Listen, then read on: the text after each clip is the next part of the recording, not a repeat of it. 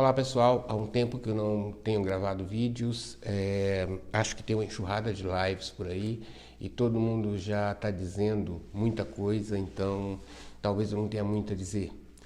Hoje, especialmente, eu queria falar um pouquinho, bem curto, sobre a questão dos desafios que a psicanálise tem enfrentado nessa etapa de isolamento social, né, principalmente no que tange ao atendimento online e também a questão, né, de como nossos pacientes estão. Né? É, Pensando aqui na questão do atendimento online, eu acho que é o momento certo. A psicanálise precisa acompanhar, né, o desenvolvimento da cultura, essa cultura virtual que nós temos, que tem se tornado cada vez mais virtual, e a psicanálise não pode se negar a acompanhar esse tipo de desenvolvimento. Ela tem que implementar aí uma nova formatação de atendimento que eu acredito que provavelmente ficará por um bom tempo, mesmo depois que passe a questão do isolamento social, que tem uma vacina. Alguns pacientes descobriram que o atendimento online os poupa aí de um bom tempo de trânsito, de correria para chegar até o consultório. Então, nós pensamos que esse tipo de atendimento deva permanecer. Só que esse atendimento, né, para alguns é meio polêmico. Eu me recordo que em agosto do ano passado eu fui até Buenos Aires para buscar algumas obras sobre atendimento online, psicanálise à distância, já que em Buenos Aires a maioria dos psicanalistas já praticam esse tipo de atendimento e muitas vezes por telefone, sem imagem. Né? Em Buenos Aires você vai encontrar os que se apoiam e defendem esse tipo de atendimento, alguns que dizem que esse atendimento poderia ser apenas esporádico, não uma constante num processo analítico, e aos que ficam em cima do muro, que preferem ir observando os resultados desse atendimento a longo prazo para poder se definir. Bom, aqui no Brasil nós não tivemos escolha de ficar em cima do muro, né? Todos nós somos obrigados a fazer atendimentos online diante do perigo da contaminação pelo coronavírus. É um tipo de atendimento que eu, na minha percepção como psicanalista, eu vejo que tem sido muito produtivo, em todos os sentidos. É óbvio que não é a mesma coisa de estar no consultório. Eu acho que saímos do conforto das nossas poltronas para entrar na casa do paciente, né? Porque é isso que a gente acaba fazendo. Pela via online da imagem, a gente acaba adentrando na intimidade desse paciente. Acho que são sessões produtivas porque não tem muito desfocamento. Então, assim, o paciente está olhando para a tela, não tem muito nada para tirar sua atenção, não tem imagens de livros novos na estante que ele procura com os olhos, não tem imagens de quadro que ele procura. Muitas vezes isso não acontece, então facilita um pouco focar, né, no tema. O contrato desse novo atendimento, ele tem que ser um pouco diferenciado também. Né? Primeiro que já não se paga em dinheiro, né, nas sessões. Então, o pagamento é feito via transferência bancária e deverá, né, ser cobrado quando não é feito. Então, para fazer valer aí, né, o valor simbólico do pagamento, eu acho que no máximo no dia seguinte o pagamento tem que ser feito. Outra questão também é a questão desse novo setting, onde a gente vai estipular, onde devemos estipular com o paciente que ele deva estar num ambiente, né, isento de interferências, de preferência em um lugar fechado, com fone de ouvidos, né, e que nada o disperse, lhe tire a atenção. Um lugar que ele possa falar sem medo, falar de sua intimidade, né, sem receio de ser escutado. Então, cabe aí a cada paciente arrumar um cômodo da casa. Os que estão sozinhos são bem mais fáceis, mas quem mora com família e tem filho pequeno, às vezes é um pouco mais complicado esse tipo de arrumação aí, né? Mas ela é essencial. Por outro lado, também garantimos ao paciente, isso foi questão que surgiu no nosso grupo de estudo, mas espera aí, o paciente não pode pensar que você estando em casa, né, ele não está vendo se a porta do ambiente que você está fechado, que não tem outras pessoas que vão ouvir a sua conversa. Eu acho que esse também é um ponto que a gente tem que assegurar ao paciente que você, né, está atendendo e que prevalece o sigilo em todos os sentidos, que você também está livre de interferência, né? É importante estabelecer que o consultório, então, passa a ser esse meio escolhido. No meu caso, eu uso muito o vídeo do WhatsApp, e qualquer outra comunicação deve ser feito não por vídeo, mas por mensagem, por e-mail ou por qualquer outro meio, exceto pelo vídeo, já que o vídeo é o ambiente do consultório. Ele deve ser usado somente para sessões. Qualquer outra comunicação de ausência, de postergação de horário, mudança de horário, deverá ser feita por outro meio, não mais pelo vídeo. Então, para quem trabalha com telefone, que as mensagens então sejam feitas por WhatsApp, por e-mail também, mas não por telefone. Por quê? Porque o paciente não vai no seu consultório para alterar uma mudança, ele lhe passa uma mensagem, ele não vai no ambiente que ele tem a sessão. Então, nós primamos também para manter esse ambiente, que é o ambiente, no meu caso, de vídeo, né, um ambiente descontaminado para o paciente, para não contaminar. Outra questão, né, que prevalece é a questão dos horários. Então, os horários são respeitados, assim como nas sessões presenciais. Ele tem um horário pré-determinado, mediante a falta, esse horário ele está pagando, né? E a gente vai e nós vamos fazer valer, então, essas regras. Bom, a questão do corpo, né? Millet vai defender aí a presença do corpo, mas na obra de Lacan, em nenhum momento eu acho nada que me diga que o corpo realmente é parte, né, da análise. Se tem algo do corpo, se tem a voz como extensão do corpo. Se pensarmos que o corpo é algo que tem que estar presente, o corpo do analista, né, nós tratamos, a maior parte dos nossos pacientes são neuróticos. E entendemos que, né, na transferência, o corpo é simbólico, o corpo do pai é simbólico, né? Na metáfora paterna, o corpo do pai é simbolizado. Ele não é um corpo do real, um corpo físico, exceto para os psicóticos. Então, o corpo para o neurótico, na situação de transferência, ele é simbólico, ele não é parte de um corpo do real, um corpo palpável, né? Até porque entendemos também que o paciente não sai apalpando o analista, então o corpo não é a questão, já que a voz é uma extensão do corpo. Bom, quando se atende por telefone, eu imagino a situação de um cego que tenha que desenvolver aí uma série de outras aptidões, desenvolver os outros sentidos para compensar a visão que foi perdida.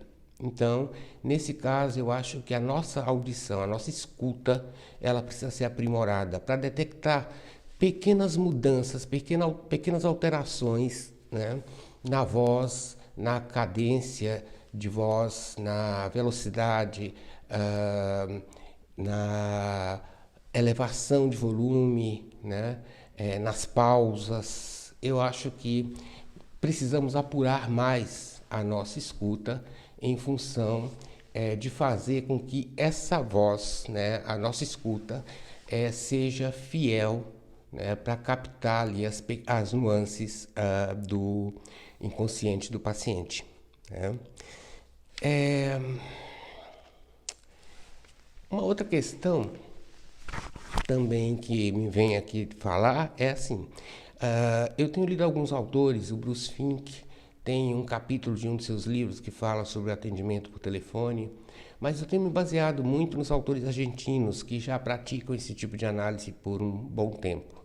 E um dos autores que eu gosto muito é o Ricardo Carlino, né?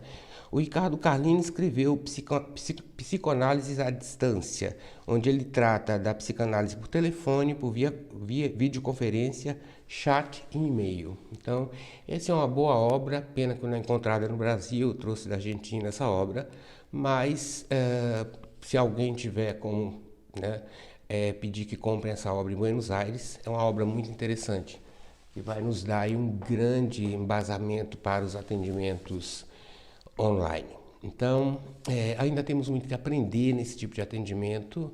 Eu tenho iniciado análises, né, por vídeo, pacientes que antes nunca estiveram comigo, e eu vejo uma nova forma de trabalho, uma forma muito produtiva, né? Tudo se manifesta da mesma forma. As resistências são as mesmas, o paciente atrasa para entrar no vídeo, o paciente pode não produzir naquele dia por resistência, falando de muitas coisas sem conteúdo relevante, o paciente pode querer encerrar a sessão mais cedo, ou seja, as resistências vão se manifestar da mesma maneira que se manifestava nas sessões presenciais. Bom, sobre essas questões dos novos sintomas, né? O que eu tenho percebido é que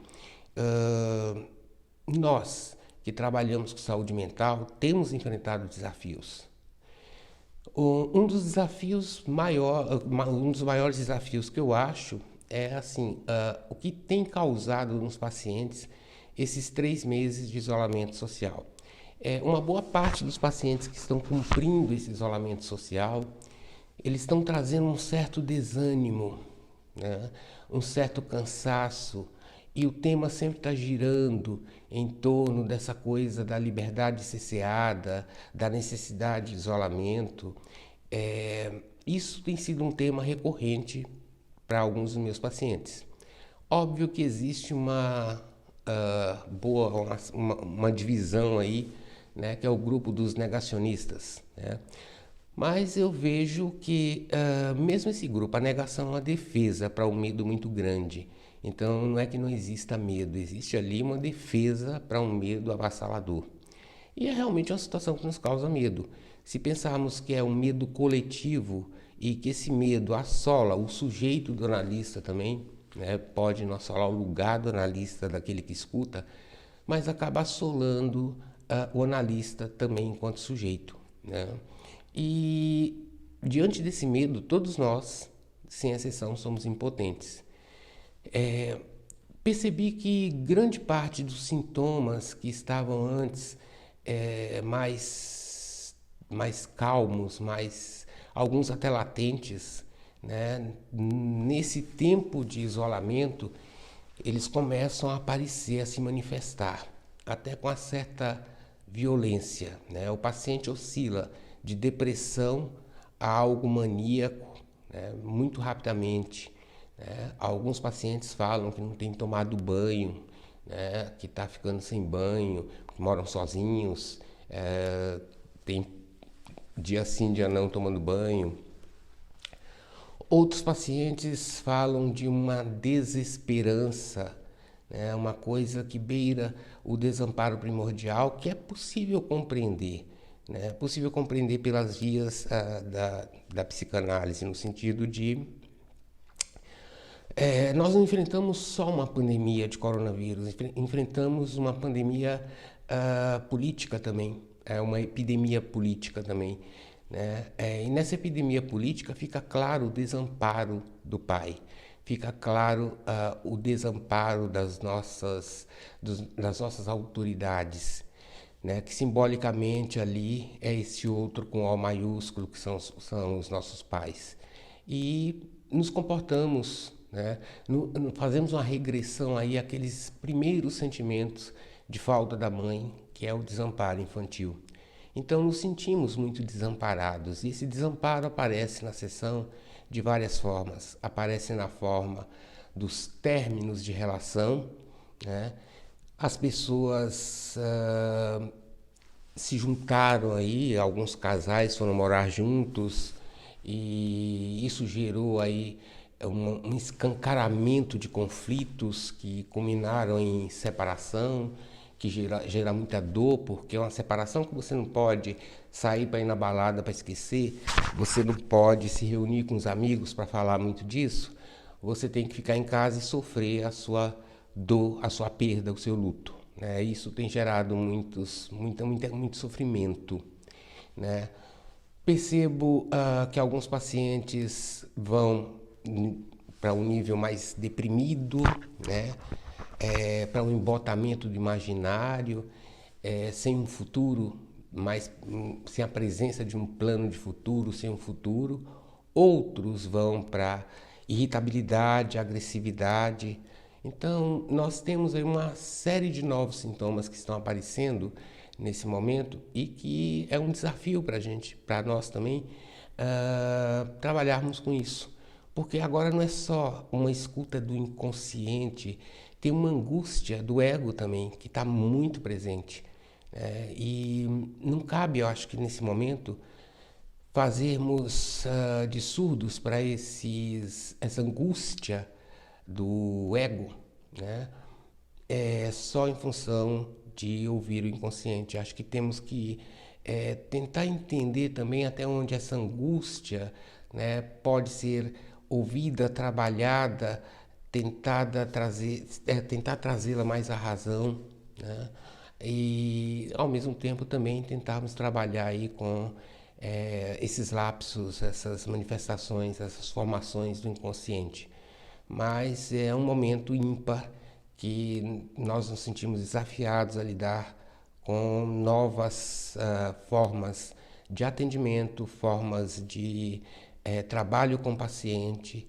Então vejo que é um momento singular, onde a psicanálise também está sendo desafiada a lidar com outras questões, desde a forma de atender até as manifestações que cada paciente, né, dentro da sua história, está trazendo para as sessões.